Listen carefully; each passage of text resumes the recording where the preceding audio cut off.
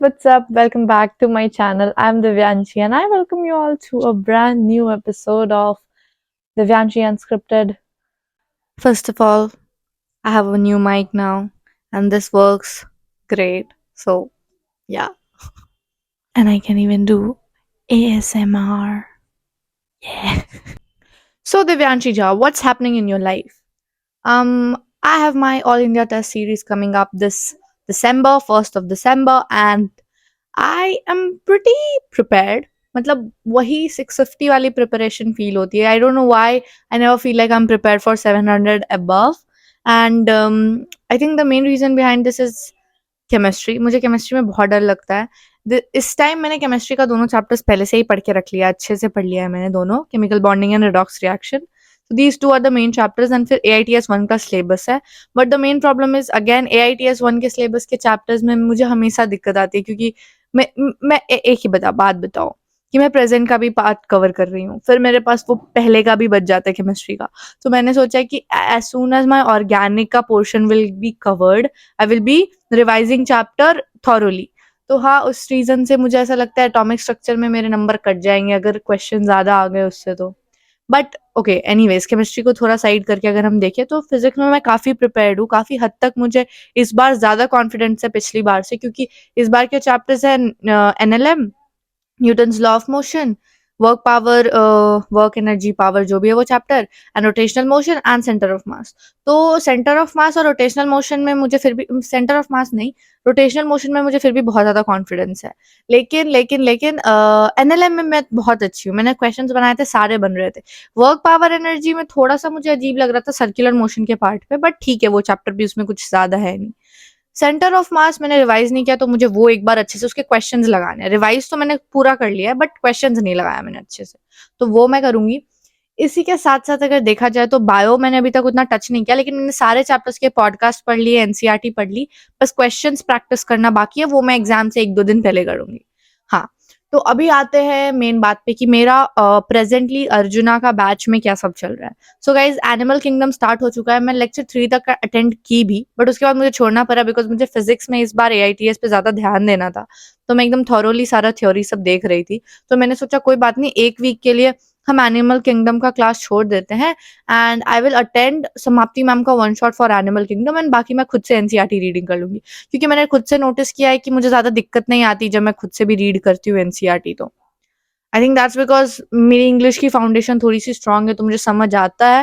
And काफी हद तक वन शॉट अगर समाप्ति मैम का मैं देख भी लूँ, that is also 5 to 6 hours. I think I be able to do better in that chapter. So now we will talk about the main problem कि मैं सिली मिस्टेक्स ना कर दूं. सिली मिस्टेक्स तो छोड़ो, मैं तो कभी कभी गलत ऑप्शन मार्क करके आ जाती हूँ. बट अब हम बात करेंगे मेन प्रॉब्लम के बारे में, जो है कि मैं गलत गलत ऑप्शन मार्क करके आ जाती हूँ टेस्ट में. एंड कभी कभी मैं एक क्वेश्चन पे बहुत ज्यादा टाइम दे देती हूँ, तो मैं वो सब इस बार पूरा पूरा अवॉइड करूंगी. इस बार का मेरा अप्रोच पहले बायो रहेगा, बिकॉज मुझे बायो में नंबर नहीं कटवाने. उसमें भी नंबर कट जाते अगर 5-6, तो 5-6 आई मीन 2-3 क्वेश्चन गलत हुए तो समझो बहुत नंबर कट जाते हैं. एंड लिटरली पिछले बार अगर बायो में मेरा फुल आता 360 आउट ऑफ 360, तो मैं 630 प्लस स्कोर कर लेती. तो मैं I am like what the hell, मैं बायो में क्यों मिस्टेक कर रही हूँ, जबकि वो मिस्टेक करने के बाद मुझे पता रहता है कि ये मैंने क्यों किया. मतलब वो मिस्टेक है भी नहीं, वो कंप्लीटली एक लैक ऑफ अटेंशन का रिजल्ट है. तो दैट इज समथिंग. लेकिन उसके साथ साथ मैंने पिछले बार भी फिजिक्स में 130 स्कोर किया और केमिस्ट्री में 120, तो थोड़ा सा ऊपर जाना है. फिजिक्स में एटलीस्ट 160 प्लस का होप्स है मेरा, एंड केमिस्ट्री में 150 प्लस का होप है भाई. क्योंकि केमिस्ट्री, ऐसा नहीं कि केमिस्ट्री में मुझे कुछ बहुत दिक्कत है, बट केमिस्ट्री का प्रॉब्लम सॉल्विंग के लिए मुझे इनफ टाइम नहीं मिलता. मैं फिजिक्स बनाने लग जाती हूँ, शायद इसीलिए फिजिक्स में मुझे ज्यादा मजा आ रहा है, क्योंकि फिजिक्स में बना रही हूँ और केमिस्ट्री में बनाती नहीं, क्योंकि केमिस्ट्री के हर एक क्वेश्चन के लिए हर एक थ्योरी चाहिए होता है, अलग अलग थ्योरी लगने लगता है हर क्वेश्चन में. So that is something. ये वीडियो केमिस्ट्री का हेट के लिए नहीं है, पिछला वीडियो भी कुछ वैसा ही लग रहा था. या एनीवेज, सो हम आते हैं मेन पॉइंट पे कि ये सब चीज क्या मेरे से मैनेज हो पाएगी इन 5 दिनों में. कहा जाए तो यस, क्योंकि आज मेरा फिजिक्स का मैं पूरा कंप्लीट करने का सोच रही हूँ. इस वीडियो के बाद मैं वापस फिजिक्स पढ़ने चली जाऊंगी. So that is something. और कल और परसों मैं फिजिक्स कंप्लीट करके मैं फिर रेडॉक्स के क्वेश्चंस लगा लूंगी प्रैक्टिस शीट से. एंड वो कंप्लीट हो जाने के बाद केमिकल बॉन्डिंग नहीं, रेडॉक्स से पहले मैं केमिकल बॉन्डिंग करूंगी, ये मैंने सोचा. हाँ, केमिकल बॉन्डिंग के क्वेश्चंस लगा लूंगी मैं पहले, उसके बाद मैं रेडॉक्स का क्वेश्चंस लगाऊंगी. फिर बायो के लिए 1 दिन 2 दिन पहले मैं पूरा का पूरा वो उठाऊंगी मॉड्यूल, क्वेश्चन मार्क करना चालू करूंगी, डन डन डन, PYQs बना लूंगी, डन एंड डस्टेड। ये हो जाने के बाद अगर मेरे पास टाइम बचा, ओके, सो मैं यूट्यूब पे वो जो क्वेश्चन प्रैक्टिस के वीडियो होते हैं, मोस्ट इंपॉर्टेंट क्वेश्चंस, वो देख लूंगी एक बार and I will be good to go. मैं काफी एक्साइटेड हूँ दिसंबर के लिए, क्योंकि AITS के बाद मेरे पास काफी ज्यादा टाइम रहेगा अपना स्ट्रैटेजी और अच्छे से इम्प्लाई करने के लिए। नवंबर के एंड तक मेरा जो भी गोल्स था वो तो कंप्लीट हुआ ही है, जैसे कि फिजिक्स में पूरा बैकलॉग कंप्लीट होना, मेरा पूरा का पूरा बैकलॉग कंप्लीटेड है, और केमिस्ट्री में भी मेरा ऑलमोस्ट सब कुछ कंप्लीटेड है सिवाय 2 चैप्टर्स के। तो वो तो इशू है थोड़ा सा, लेकिन कोई नहीं, अब उसके लिए मैंने सोच लिया कुछ अच्छा।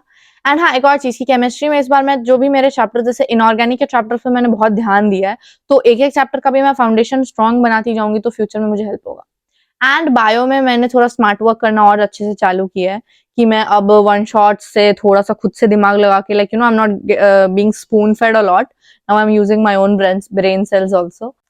एंड अब हम बात करते हैं यूट्यूब पे, व्हाट इज माय गोल, कि मैं इन 1 मंथ में, जो कि अब एंडिंग ऑफ 1 मंथ है, इसके बाद 2025 चालू हो रहा है, तो मैं क्या करने वाली हूँ। ऐसे ये सीरीज कंटिन्यू रहेगा and I try to post more shorts also. Maybe मैं थोड़ा थोड़ा फनी सेगमेंट में भी शिफ्ट हो जाऊं, या फिर कुछ रिलेटेबल चैलेंजेस वाला वीडियो बनाऊं, ताकि my audience feels more connected with you guys also enjoy with me.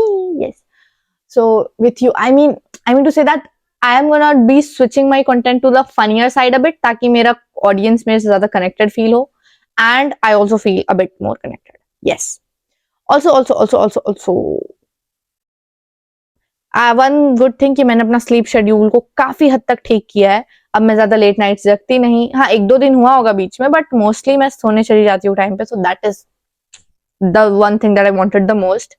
And 2 दिन मैंने वीडियो नहीं अपलोड किया, because of one day because of technical glitches, and one day because it was Sunday और मैं पूरा दिन खेलने चली गई थी।